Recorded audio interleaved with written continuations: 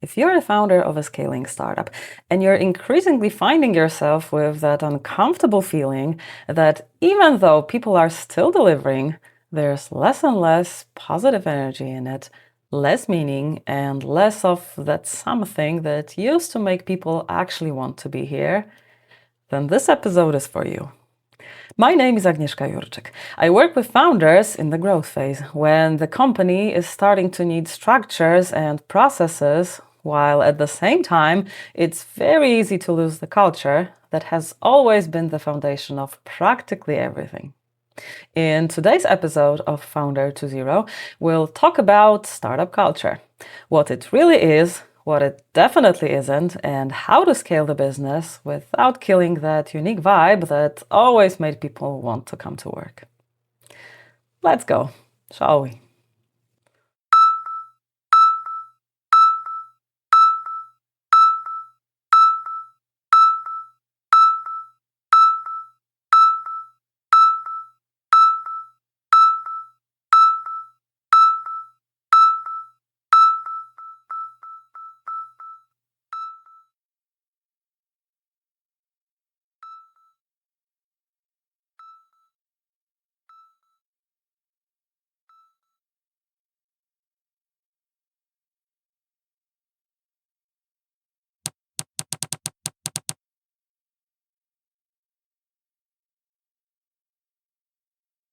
Anna walks out of the meeting with a sense that something doesn't add up.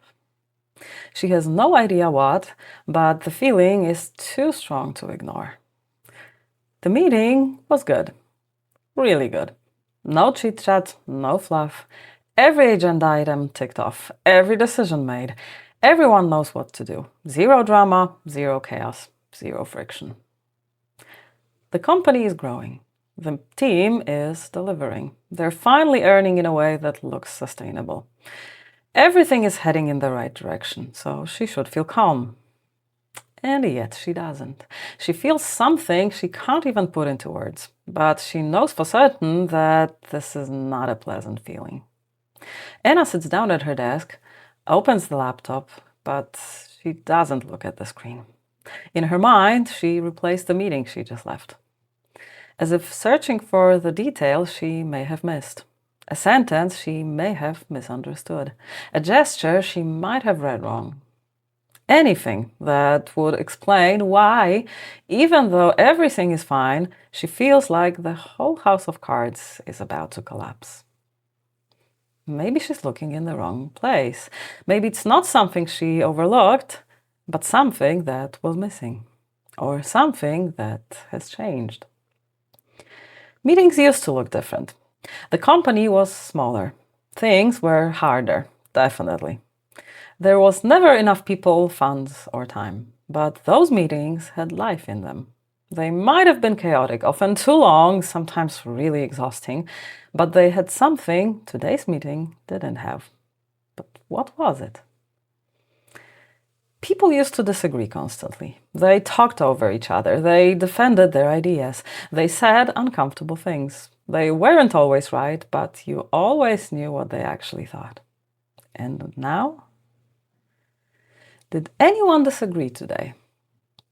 No, not even once. Maybe that's better. Did anyone talk over someone else? No, probably better too. Did anyone defend their ideas? No, the only idea discussed was hers, and it was accepted without a word. And that is starting to worry Anna. Did anyone say something uncomfortable? No, everyone just nodded. Did anyone say, hey, we could do this better? No. Anna remembers the moment when she asked in the meeting, does anyone see any risks here? And silence fell. Not a particularly awkward silence. Not even tense. Just somehow empty. No one said yes. No one said no. People looked at their notes, scrolled through their calendars, and accepted her action plan in silence. Anna feels a tightening in her stomach because now she knows what's been nagging her. They've stopped saying what they actually think. Something is broken, that much she knows. But what? Anna has no idea. Either when it started, or whether she missed something, or whether this is just what happens when the company grows. She only knows one thing. If the team has stopped saying what they actually think, something very important has already changed. And until she understands what, the company will probably still keep growing, but it won't be the same company that it used to be. Not the one she always wanted to build. Not the kind where people cared as much as she always used to. And the question that comes to her in this moment is too frightening to answer honestly, because Anna realizes that even she used to care more than she does now. But it could be different. Anna walks out of the meeting, and before she reaches her office at the end of the corridor, she realizes that this time it's different. In her mind, she goes back to the moment when someone interrupted her. Hey, hold on, I see this completely differently. Someone else didn't look down at their notes. They leaned back in their chair and said, if we go in that direction, we'll have a problem in 3 months. It got louder for a moment. Someone jumped into someone else's sentence. Someone rolled their eyes. Someone laughed. It was just normal. When Anna asked, are you sure we haven't missed anything? No one sat in silence pretending that everything was fine. A discussion started. It wasn't perfectly organized. It wasn't flawless. But everyone contributed something. Now Anna walks down the corridor and catches herself not reading between the lines or guessing what everyone really meant, but already thinking about what's next. The tension is gone, and so is that silence which lingers after words that were never spoken but should have. There's a completely different feeling, a familiar one, the one that she'd missed. The company is bigger than ever. The meetings are no simpler. The stakes are much higher. And yet, somewhere between the hard compromises and the arguments that aren't comfortable by any means, Anna feels exactly what she used to feel at the beginning. She feels that whether it works out actually matters. That she's not the only one who genuinely cares whether it does. And that this is no accident.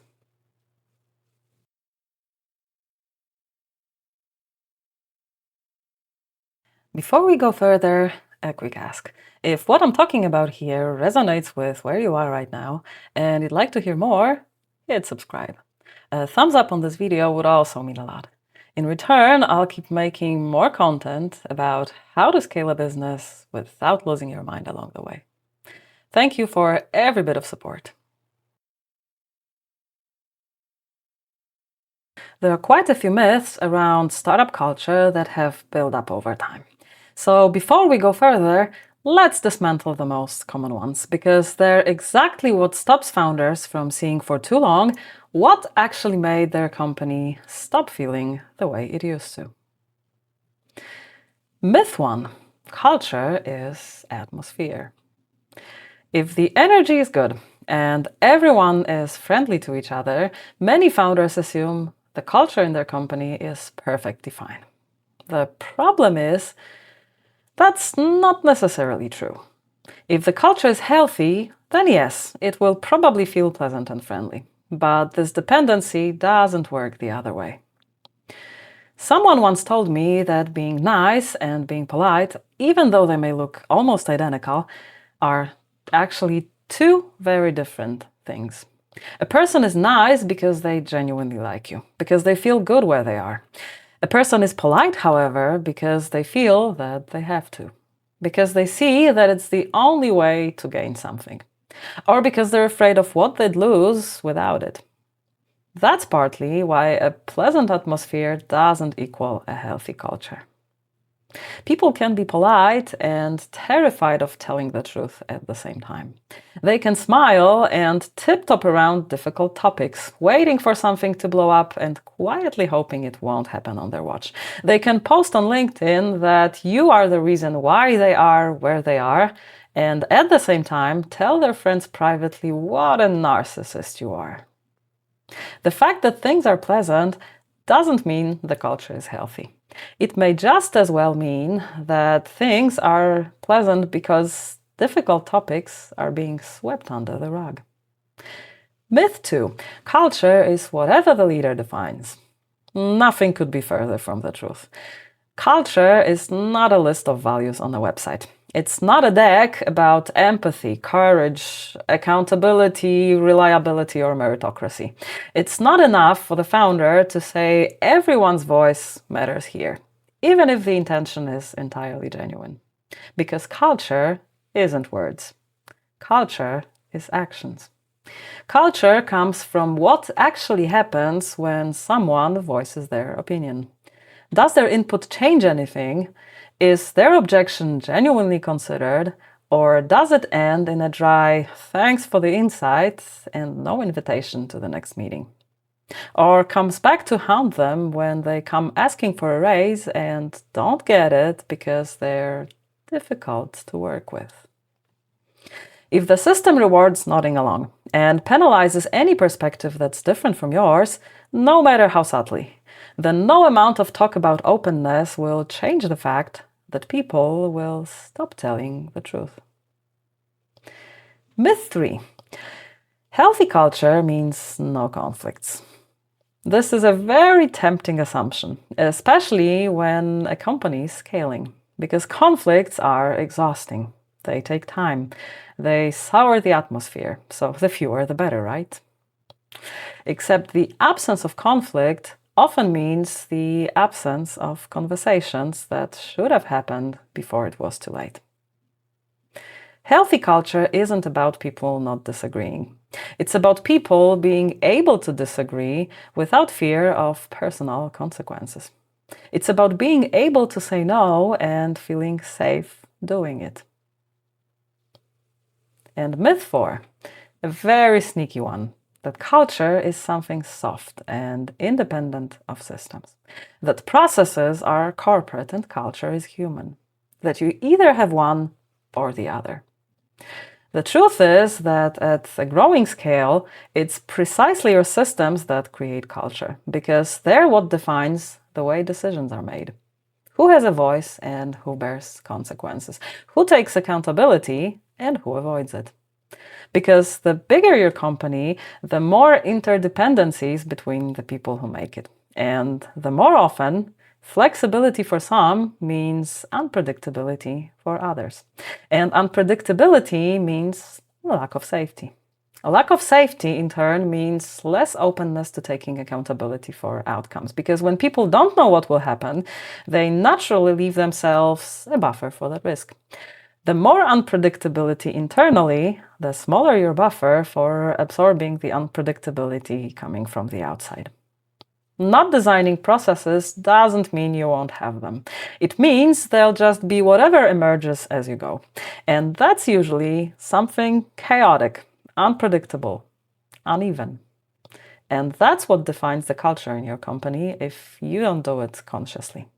And very often, the result is far from the culture that you had in mind.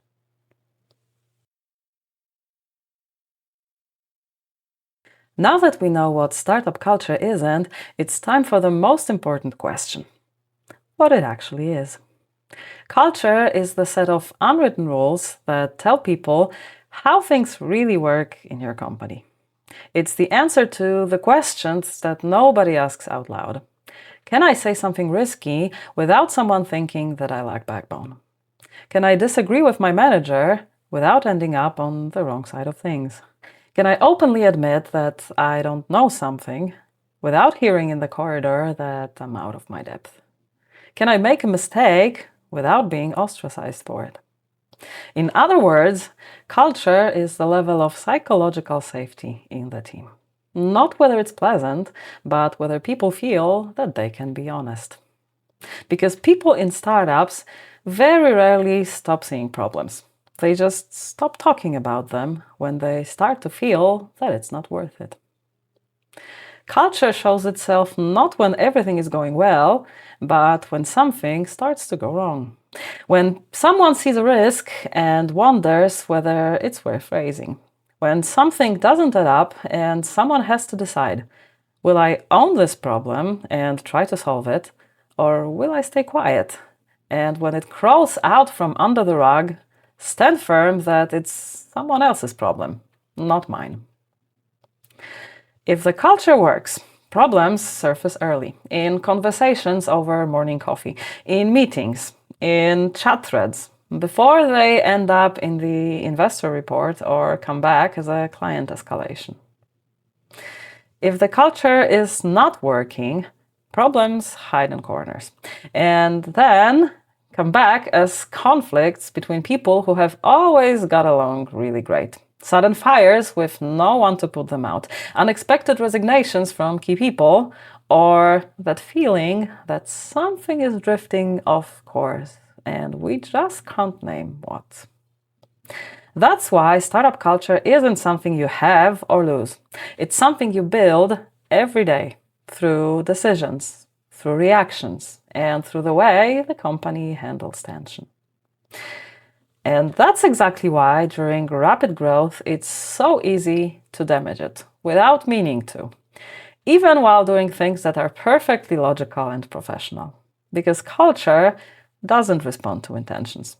Culture responds to facts, to the gap between what's written in declarations and what actually happens. So let's pause for a moment on what actually kills startup culture.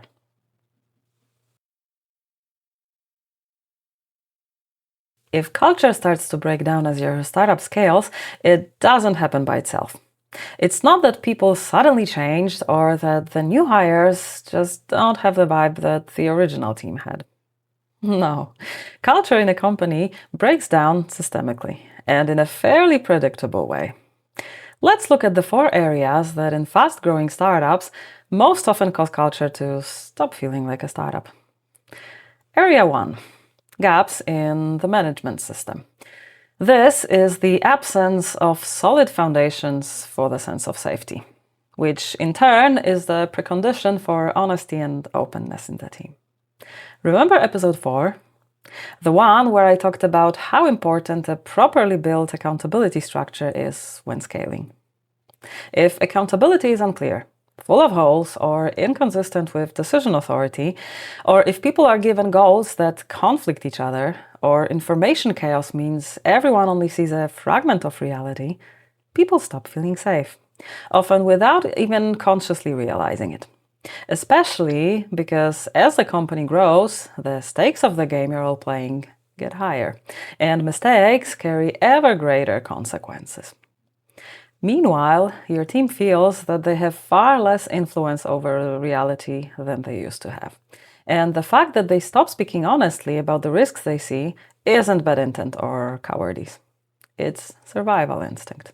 Because people can be outstanding, but if the environment they operate in doesn't give them the conditions to feel that they can be honest, they won't be honest.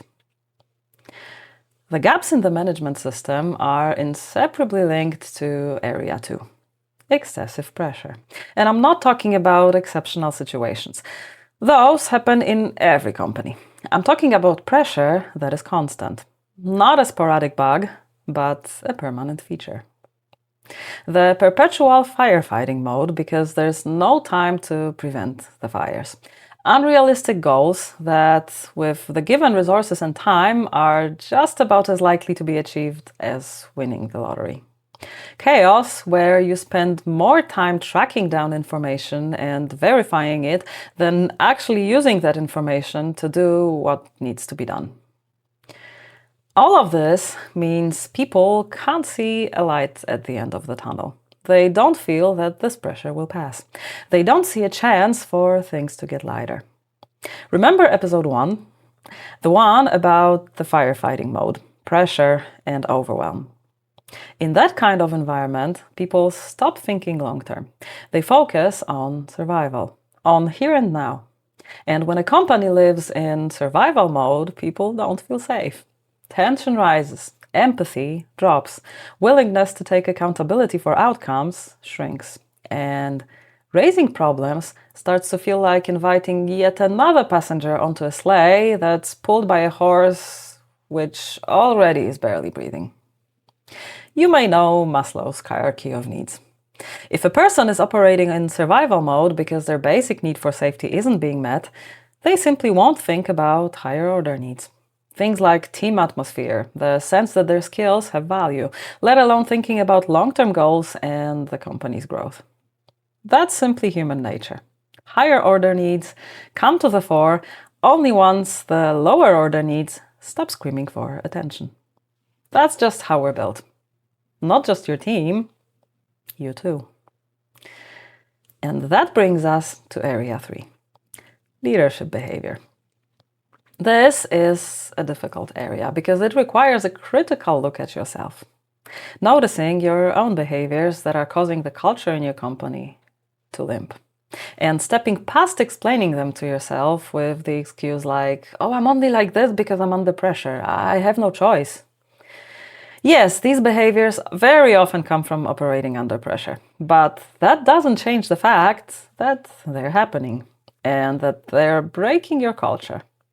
And if you don't change them, they will keep breaking it. So let's look at the most common leadership behaviors that in scaling startups make people stop feeling safe enough to be honest and play as a team. First is the absence of a proper model of psychological safety.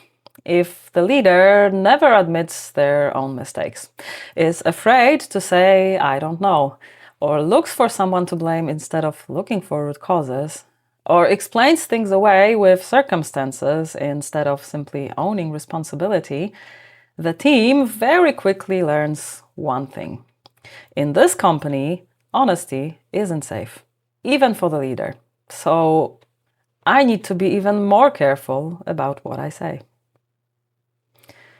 Second, emotional and decision-making inconsistency.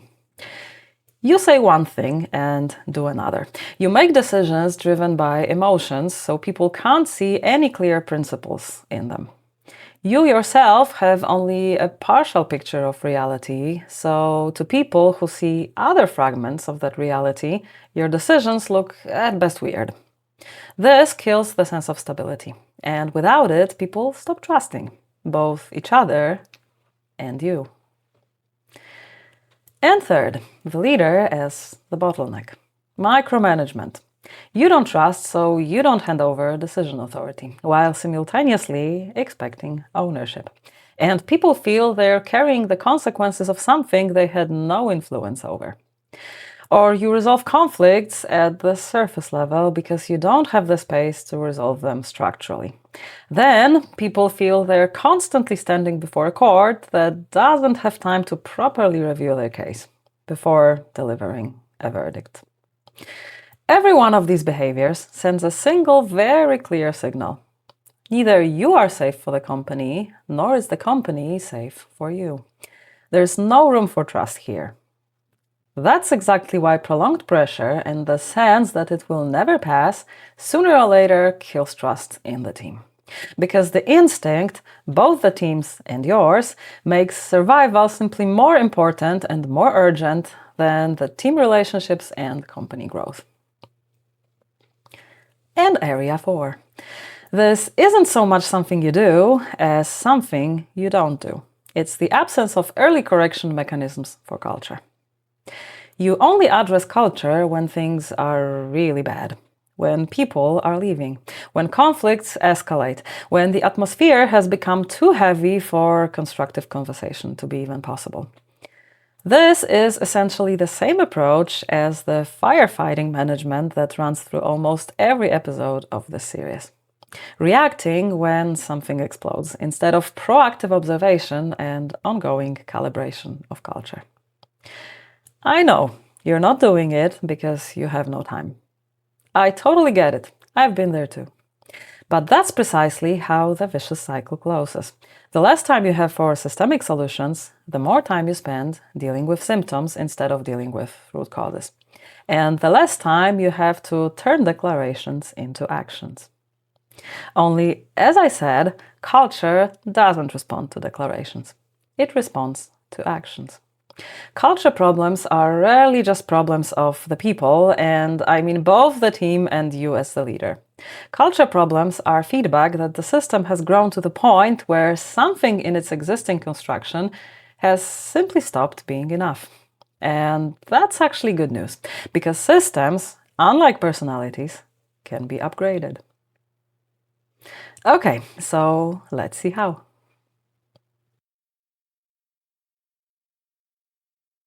When you start building a startup culture is born spontaneously. Mainly because with a small team, it doesn't yet need any framework. Let's call it Startup Culture 1.0. When you scale, your team is already large enough and the business is already complex enough that the absence of a framework stops being the foundation of startup culture. The absence of a framework starts slowly killing it. And here's something critically important. This change is not a betrayal of startup values. It's simply acknowledging and accepting the undeniable fact that as your business has evolved, the conditions you're operating in have changed as well. And if your culture of mutual trust is to survive in those changed conditions, you simply need to adapt to them.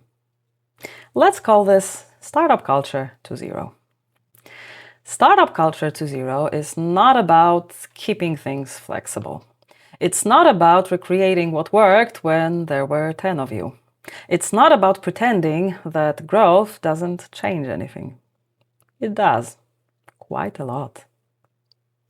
Startup Culture 2.0 starts from accepting one fact, that spontaneity doesn't scale. Startup Culture 2.0 isn't a vibe. It's a system of behaviors that makes people feel safe enough to trust each other and not to have to fight for their own safety at the expense of others on the team.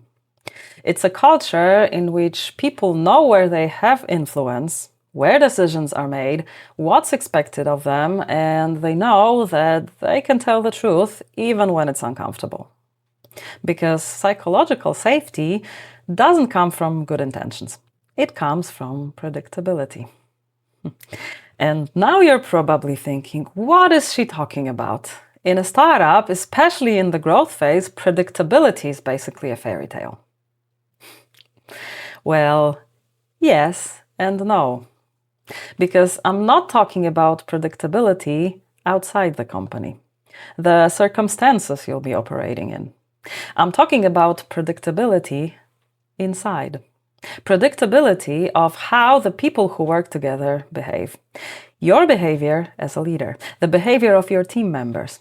I'm talking about the fact that your people can trust others because they have grounds to assume that those others will act fairly and that they will take their perspective into account, not just their own. That predictability of how people treat each other is the foundation of startup culture. Startup Culture 2.0 rests on 4 pillars. Pillar 1. Clarity instead of guesswork. Clear roles, clear accountability, clear decision authority, clear success criteria, and clarity about what people can count on and from whom. Because in conditions of external unpredictability, with ever higher stakes, no one can carry everything alone anymore. People need to know who carries which part, so each person can carry their own part without letting others down. The less there is to guess, the less tension, less politics, less conflicts, and more trust and honesty. You can find more about how to build an accountability architecture in episode 4 of Founder 2.0. Pillar 2. Separating accountability from blame. I want to pause here for a moment because on the one hand, the basis of any business growth is people taking accountability for the results, and on the other hand, the basis of a healthy culture is psychological safety, very often understood as permission to be imperfect. to make mistakes without consequences. So how do you reconcile those two things? The key is understanding that it's not the case that people don't want to bear consequences when they're at fault. Those who don't, of course, exist, but they are in the minority. Most adults are perfectly capable of owning the consequences of their own actions. What they are not comfortable with is being punished for situations where the fault isn't clearly theirs. In Culture to Zero, mistakes aren't a taboo. Mistakes are feedback, because not every mistake means fault. Someone might have got it wrong because after 20 hours of fighting a fire that someone else caused, they were simply exhausted. Someone else might have thought they were doing the right thing, but it didn't work out because the information they received turned out to be incomplete. Someone might have missed something without realizing because they had 93 things to do in an hour and were constantly interrupted by other people. So one of those things just slipped through. Someone else might have left something out fully consciously, but the situation required urgent action and consequences of delay were far more serious than the cost of being less thorough. The examples could go on. That's why it's worth taking a leaf from aviation, an industry that improved flight safety not because technology advanced, but because it stopped treating human error as a cause and started looking at it as a symptom of systemic problems. Someone noticed that a pilot flipping the wrong lever doesn't necessarily mean they were incompetent. It might mean that 20 identical levers right next to each other might not be an optimal design in crisis situations that require an instant response. So, before you asked who dropped the ball, it's worth asking what in the system allowed this mistake to happen.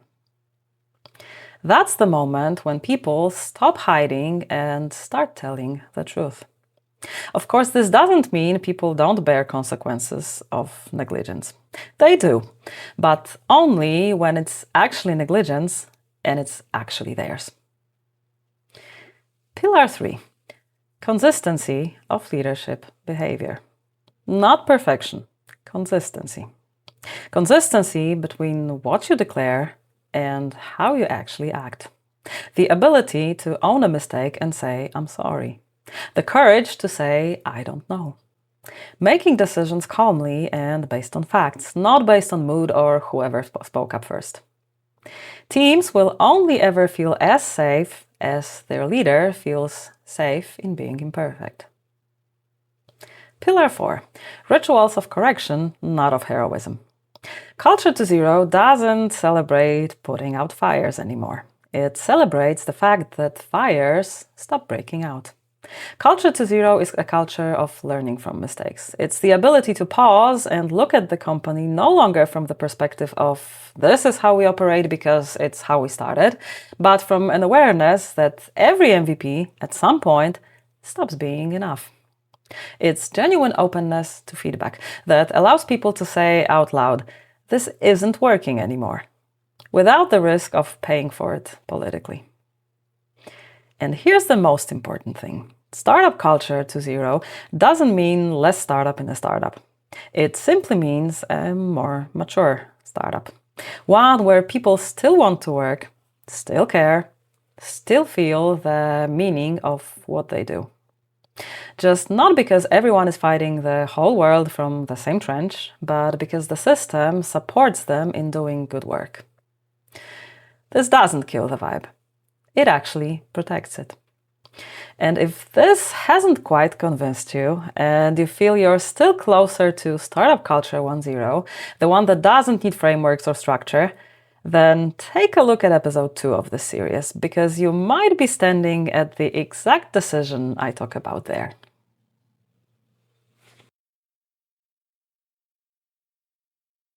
Now, time for a small challenge. Think back to the last situation that left you with that uncomfortable feeling that something with the culture in your company might not quite be right. It might have been a meeting where you missed initiative from the team. Maybe a conversation that wasn't quite as honest and open as it used to be. It might have been an argument in the team that you witnessed. Anything that made the word culture start draining your energy instead of boosting it. Got it? Okay. Now open a laptop, or if you prefer something more old school, grab a piece of paper and a pen and answer the following questions honestly. But I mean really honestly. Question 1. Was it clear to everyone who is actually accountable for what? If the hot potato was being passed from hand to hand, you already know where to look. The accountability architecture might need an upgrade. Question 2. Was it clear who was going to make the decision? If there were too many volunteers or no one wanted to own the topic, that's also your answer. It may be a decision authority problem. Question 3. Was anyone defending their result even at the expense of the company as a whole? If the goals of some people were not quite aligned with the goals of others, the problem is probably in the structure of goals and KPIs. Question 4. Did everyone have the same picture of the situation? If at least some of the tension came from incomplete or contradictory data, you already know that the root cause is probably information chaos. Question 5. Was it a calm conversation about potential solutions or another reaction in that quick it's on fire mode? If it's the latter, it's possible that you're operating in firefighting mode rather than systemic management. Hence, the excessive pressure that leaves people no space to look beyond their own sense of safety. Question 6. How freely were people behaving? Did anyone own a mistake or admit that they didn't know? Did anyone openly talk about risks? And how were you behaving? If the centerpiece of the conversation was defensiveness and blame shifting, that's how you know there's some work to be done on leadership behavior. Question 7. In recent times, has there been any space at all to talk about how you're all working together? If not, that may be a signal that you're treating culture as something that just happens, rather than something that needs consistent tending not to slip through your fingers. If any of these questions triggered a red flag, remember, it's not a failure, it's just feedback. And it's up to you how you use that feedback. Because Startup Culture 2.0 begins the moment you stop asking what's wrong with this team and start asking which element of the system needs an upgrade to keep pace with the scale of the business. From that moment, rebuilding culture stops being an abstraction and starts becoming work that can actually be done, step by step. Because every journey starts with a single step. I'd love to know which of these questions helped you identify your first step. Let me know in the comments.